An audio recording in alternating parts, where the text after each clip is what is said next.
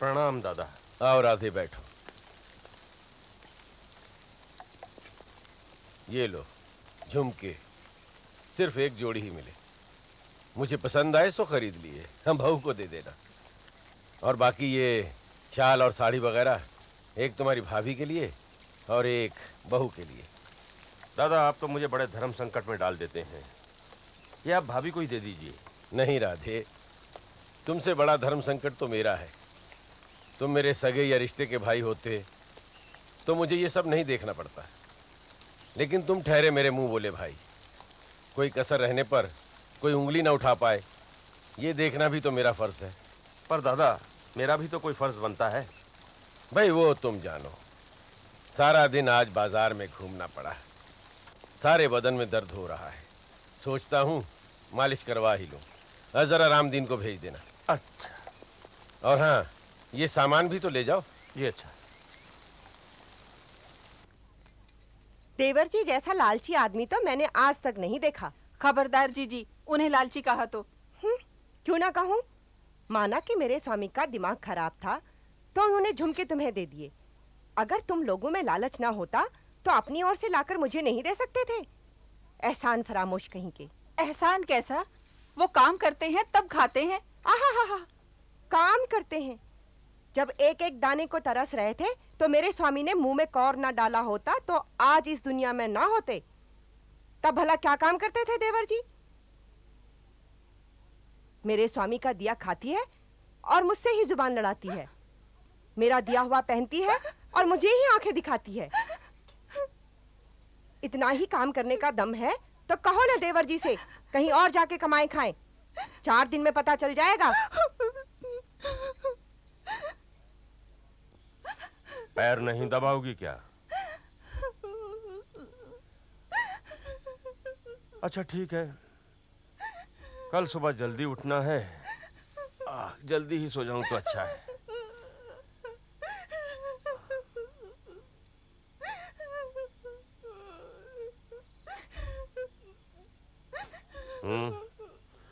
बात क्या है?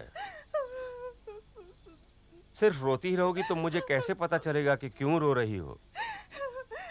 सुना नहीं क्या?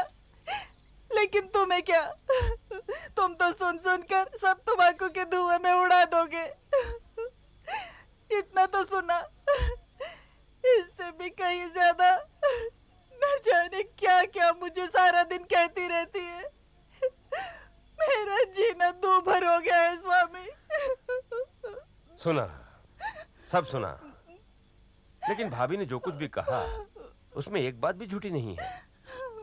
मैं क्या अपने भैया के पैसों पर पलकर बड़ा नहीं हुआ?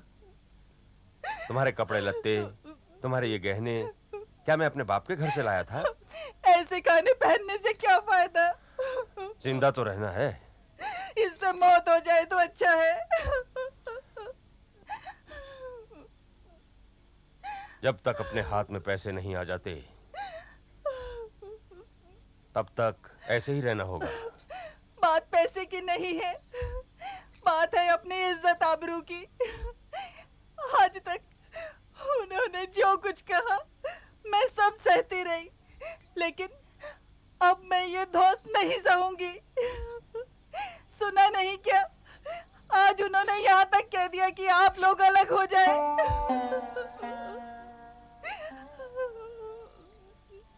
ये बात गौर करने लायक है। ठीक है, अभी तो सो जाओ, सुबह भैया से बात करूंगा। आओ राधे आओ, आज कुछ परेशान नजर आ रहे हो। तबीयत तो ठीक है ना? हाँ दादा, पर अब क्या हुआ? दादा अब हमारा यहाँ रहना नहीं हो सकता। क्यों भला? दादा मैं तो अब तक बर्दाश्त करता रहा हूँ और आगे भी करता रहूंगा, पर रासमणी। ओह दादा वैसे भी मेरे लिए नई बात नहीं है, लेकिन अगर हम आपके एहसान पर पलकर बड़े हुए हैं और इसका कोई जिक्र करता है तो हमें इसमें क्या आपत्ति होगी? लेकिन कल तो भाभी ने हमें यहाँ से निकल जाने तक की धमकी दे दी। तो ये बात है। ब्रज सुंदरी को मैं डांटूंगा, लेकिन राधे मेरी एक बात सुनो। वो ठहरी पराए घर की, मौका मिलते ही जली कटी तो सुनाएगी ही। तो इसके लिए क्या कोई घर छोड़कर चला जाता है? अरे पगले, वो तो बीच बीच में मुझे भी खरी खोटी सुनाती रहती है। तो मैं क्या परिवार छोड़कर चला जाऊं? ऐसा कहीं होता है क्या? और फिर ये बात तो तुम भी खूब समझते हो। औरतों की बात मैं समझता हूं दादा, पर मेरी हालत में पुरुष होकर जन्म लेना भी क्या अच्छा है? मुझे तो इस बात का डर है कि कहीं मेरे कारण आपके घर में अशांति ना हो जाए। अरे पगले, तू क्या सोचता है कि तू चला जाएगा तो मुझे शांति मिलेगी क्या? भाभी, भैया तो है नहीं और बाहर ठेकेदार आया हुआ है बबूल के पेड़ों को कटवाने का ठेका लेने के लिए। आपकी इजाजत हो तो।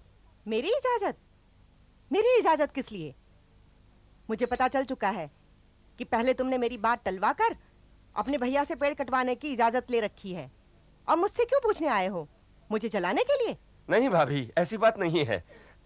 वो तो बहुत पहले की बात है। अभी तो फैसला आप ही को करना है। बहुत अच्छे। मेरे मना करने पर तुमसे सलाह करने पेड़ों के बारे में तुम्हारे भैया तुम्हारे पास दौड़े गए और तुमने पेड़ कटवाने का फैसला ले लिया। अब अगर मैं कुछ बोलती हूँ तो तुम्हारे भैया मुझ पर बरसेंगे। और देवर जी, तुमने भी तो जानबूझकर ही ठेकेदार को इस समय बुलाया है। क्यों बर्बाद करने पर तुले हो? भाभी, आप बहुत गलत इल्जाम लगा रही हैं मुझ पर। ठीक है, नहीं कटवाऊंगा पेड़। ना बाबा ना, ऐसा ना करना, नहीं तो आते ही मुझ पर बरस पड़ेंगे। लेकिन तुम जैसा नीच देवर जी मैंने आज तक नहीं देखा। ठेकेदार के साथ मिलकर दलाली में सैकड़ों रुपए तो कमाओगे ही, और मेरे मना करने पर मुझे डांट खिलवाओगे। जाओ जाओ, जो जी में आए करो, मैं जिम्मेदार नहीं हूं बाबा। लूट लो, कर दो कंगाल हमें।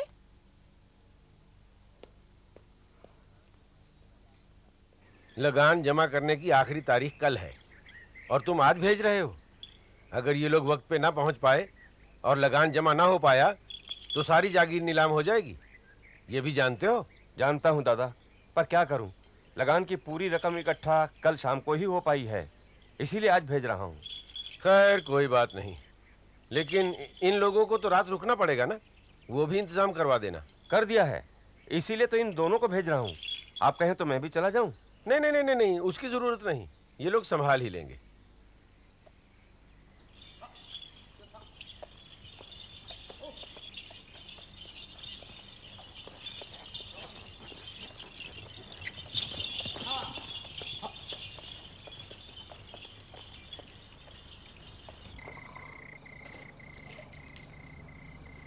क्यों अभी तक तैयार नहीं हुए? अरे भाई, अभी तो 2 घड़ी रात बाकी है, क्यों ना थोड़ी देर और रुक कर चला जाए? अब और देर करेंगे तो वक्त से कचहरी नहीं पहुंच पाएंगे। तो ठीक है, सब तैयारी है ना? हाँ, बंदूक में गोली भी भर लिए। आओ चलो। चलो।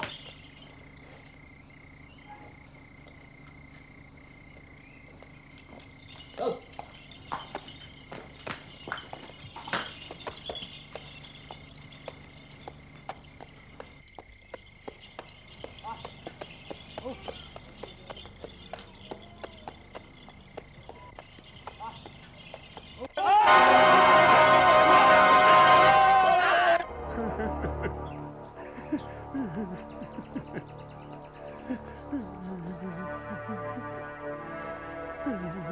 अरे राधे, तुम रो क्यों रहे हो? इसमें तुम्हारी क्या गलती? नहीं दादा, गलती मेरी है। अगर मैं उनके साथ गया होता तो उस दिन वो रात में ही सराय से निकल पड़ने की गलती कभी ना करते और लगान की सारी रकम लुटने से बच जाती। लेकिन उसके लिए तो मैंने ही तुम्हें मना किया था। भला इसमें तुम्हारा क्या दोष? नहीं दादा, दोष मेरा ही है, आप कुछ भी कहें। दोष किसका है और किसका नहीं, ये सोचने से अब नहीं चलेगा। सारी संपत्ति नीलाम हो गई, अब गुजारा कैसे चले यही सोचना है। ये रोना धोना छोड़ो और हालात से निपटने के लिए मेरी मदद करो।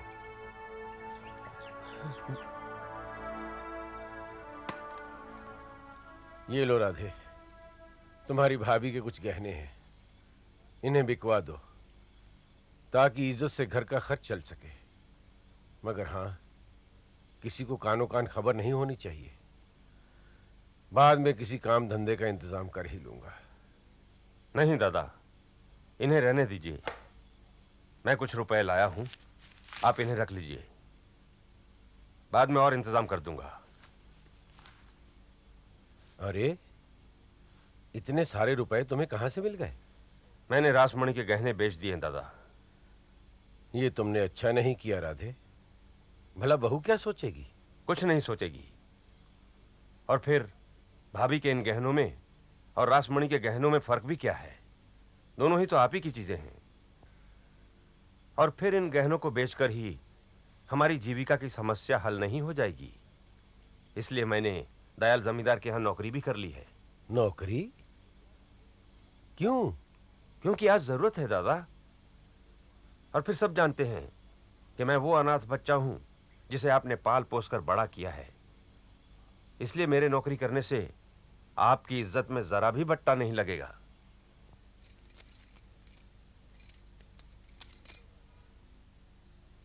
ये लो भाग्यवान, अपने आभूषण संभालो। देखो, भला हो राधा मुकुंद का। उसने पहले ही बहू के गहने बेचकर रुपयों का इंतजाम कर लिया था। ये रहे, लो, रख लो। अच्छा, मुझे तो बड़ा अफसोस होता है। मैं ऐसे ही आए दिन उनको कुछ ना कुछ सुनाती रहती थी। हे भगवान, मुझे क्षमा करना। उसके बारे में एक और बात बताऊंगा तो तुम शायद चौंक पड़ो। क्या? उसने जमींदार दयाल के यहाँ नौकरी कर ली है और घर का पूरा खर्चा उठाने को भी तैयार है। अच्छा, ये लीजिए, इस तिमाही का हिसाब। सारी जमा पूंजी, ब्याज, लगान का ब्यौरा इसमें है, देख लीजिए। नहीं नहीं राधे, मुझे दिखाने की जरूरत नहीं है। मुझे पता है जब हिसाब तुमने तैयार किया है तो सही होगा ही। अब की बार अगली तिमाही से तुम वेतन पर नहीं, हिस्सेदारी पर काम करोगे। नहीं मालिक, मैं नौकर आदमी हूँ, मुझे वेतन पर ही रहने दीजिए। नहीं नहीं राधे, बैठो बैठो। देखो राधे, तुमने जब से हिसाब किताब संभाला है मुनाफा बढ़ रहा है। हो सकता है तुम्हारे नसीब से अगली तिमाही से हिस्से में तुम्हें इतना कुछ मिल सके कि तुम शशि भूषण की नीलाम संपत्ति वापस खरीद सको। जी चाहता तो मैं भी यही हूँ। उनके बहुत एहसान है मुझ पर। अगर इतना कर सकूं तो भी कम होगा। तो फिर एक काम करो, यहां से जब भी फुर्सत मिले मेरे मित्र हरिभजन जमींदार के यहां भी थोड़ा सा काम संभाल लिया करो। वहां कोई बंदोबस्त करने वाला भी नहीं है। उन्होंने तो पहले से ही हिस्सेदारी पर काम संभालने के लिए प्रस्ताव दिया है तुम्हारे लिए। जब आप कह रहे हैं तो भला मुझे क्या एतराज हो सकता है। मैं कल ही चला जाऊंगा उनके यहाँ। अच्छा, अब चलूं? हाँ हाँ, चलो चलो, मगर हरिभजन जमींदार से जरूर मिल लेना। जी अच्छा। प्रणाम भाभी। जीते रहो देवर जी, बड़ी देर कर दी। हाँ, आज दो दो जगह से रुपए मिलने थे ना, और जब लक्ष्मी मिलने वाली हो तो देर सवेर कौन देखता है। ये लो, इस महीने दोनों जगह से वेतन के बदले हिस्सा मिला है। हिस्सा अब खुले हाथ से खर्चा करना, किसी बात की फिक्र मत करना। देवर जी, तुम हर महीने अपनी सारी कमाई लाकर मुझे दे देते हो। रासमणि कुछ कहती नहीं तो बुरा तो मानती ही होगी। अरे नहीं भाभी, कमाए कोई भी, लेकिन घर का खर्च तो बड़ों को ही चलाना होता है। और फिर तुमने उसे देने दिलाने में कोई कसर रखी होती तो शायद शिकायत भी करती, लेकिन मैंने उससे आज तक एक शब्द भी नहीं सुना इस बारे में। अच्छा, ठीक है, लेकिन मुझे संकोच होता है।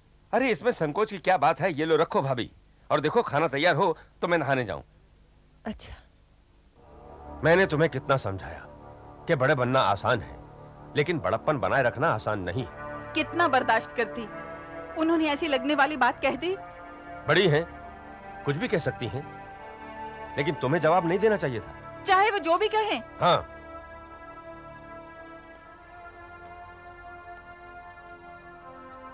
लेकिन आखिर कहा क्या उन्होंने? उन्होंने कहा कि तुम भले आदमी बनने का ढोंग कर रहे हो ताकि जायदाद पर आसानी से कब्जा जमा सको।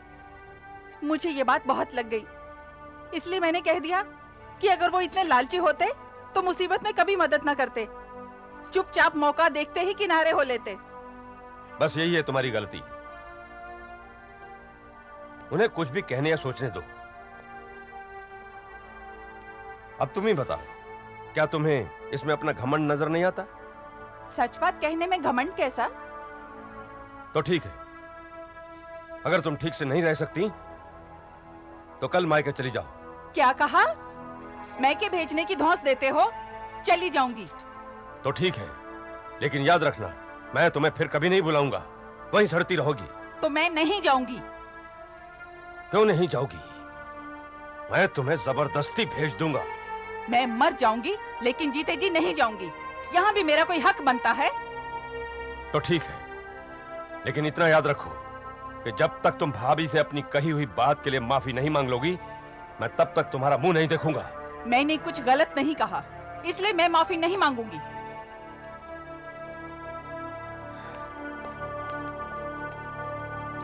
कल मैं कचहरी जाकर बाकी के सारे कागजात ठीक करवा लूंगा। वैसे मैं आपको तकलीफ न देता, लेकिन जागीर की खरीद के कागजों पर आपके दस्तखत होने जरूरी थे। ये तुमने मुझे नाहक दौड़ा दिया राधे। अब जब तुम अपनी कमाई के रुपयों से ये जागीर खरीद रहे हो, तो फिर वो मेरे नाम रहे या तुम्हारे, क्या फर्क पड़ता है? फर्क पड़ता है दादा। जागीर आखिर आपकी थी, जो कि एक मामूली सी लापरवाही की वजह से दूसरे के हाथ चली गई, इसलिए वापस वो आपको ही मिलनी चाहिए। फिर लापरवाही तो मेरी ही थी ना, कि लगान ठीक समय पर न पहुंचा सका, जिससे आपकी संपत्ति नीलाम हो गई। मैं कानून को तो नहीं बदल सकता था, लेकिन आपकी संपत्ति वापस ला सकता था। सुला दी। मगर ये तो बताओ कि इतने सस्ते में ये जागीर वापस कैसे मिल गई? मुझे पहले से ही अंदाजा था। इस जागीर को खरीदने वाला था एक व्यापारी। अब उसे जमींदारी के काम का अनुभव तो था नहीं। सदर की लगान उसे घर से जमा देनी पड़ती थी, इसलिए परेशान होकर उसने मेरी मर्जी की कीमत पर जागीर मुझे बेच दी। ओह, तो ये बात है। यूं कहो कि तुमने जागीर वापस खरीदने का पहले से ही फैसला कर रखा था। आपके आशीर्वाद से सफल भी हो गया।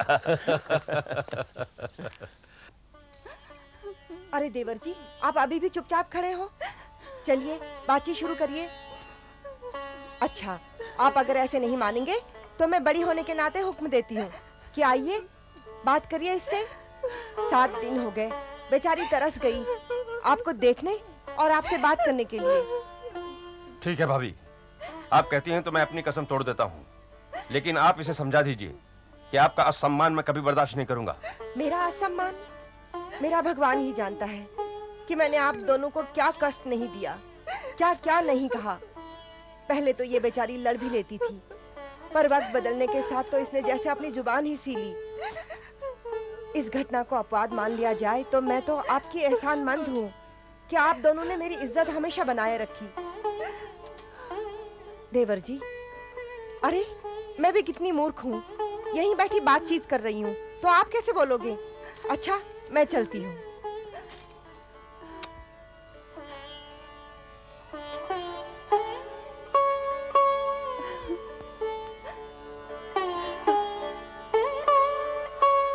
दादा, आपकी जागीर के गांव से आए ये मुखिया लोग आपको जागीर वापस मिलने की खुशी में बधाई देने आए हैं। अरे बड़ा अच्छा किया आप लोगों ने जो आप सब यहाँ पधारे। दादा, ये सब चाहते हैं कि इस खुशी पर आपकी तरफ से एक बहुत बड़ा भोज हो। अरे भला ये भी कोई पूछने की बात है? तुम आज ही पंडित जी से मुहूर्त निकलवा कर कोई अच्छा सा दिन तय कर दो और अपनी जागीर के सब लोगों को न्योता भेज दो। क्यों, ठीक है ना? बाबू शशि भूषण जी की जय। बाबू शशि भूषण जी की जय। बाबू शशि भूषण जी की जय। क्यों लखन, सब ठीक है ना? अरे इधर दो कुछ।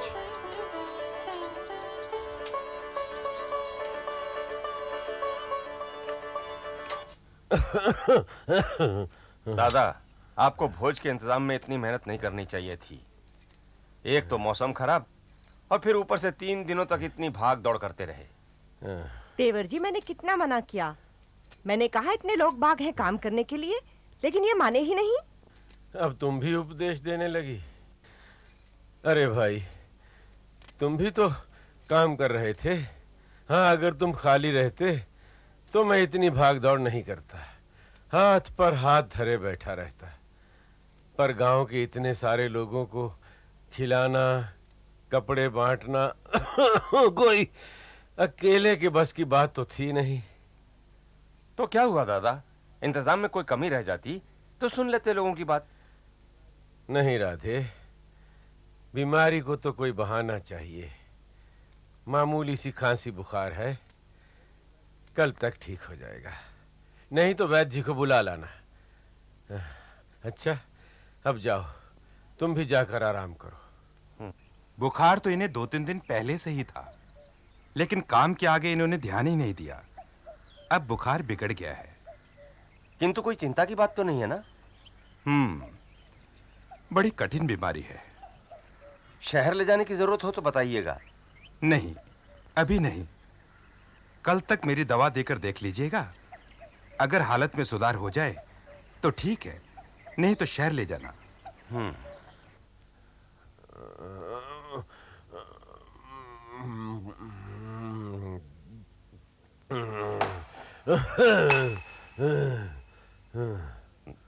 दादा, जागीर के बारे में किसे क्या देना है बताएंगे तो बड़ी कृपा होगी। अब मेरे पास रखा ही क्या है। क्यों दादा, सब कुछ तो आप ही का है। नहीं नहीं राधे, वो सब मैं तुम्हें लौटा रहा हूं। नहीं नहीं दादा, ऐसा मत कीजिए, ऐसा मत कीजिए दादा। दादा, मैंने जो महापाप किया है वो कहूं फिर शायद मौका ना मिले। पता नहीं मैं अपने मन की बात ठीक से कह पाऊंगा या नहीं, लेकिन कोशिश करता हूं। बचपन से ही दादा, आप में और मुझ में कोई अंतर नहीं था। फिर किसी कारणवश मुझे लगा जैसे हमारे बीच ये जो दानी और आश्रित का संबंध है वो हमें कहीं दूर खींचे ले जा रहा है। इस डर से कहीं कहीं ये सचमुच हमें अलग न कर दे, मैंने योजना बनाकर आपके लगान की सारी रकम लुटवा ली ताकि संपत्ति नीलाम हो जाए।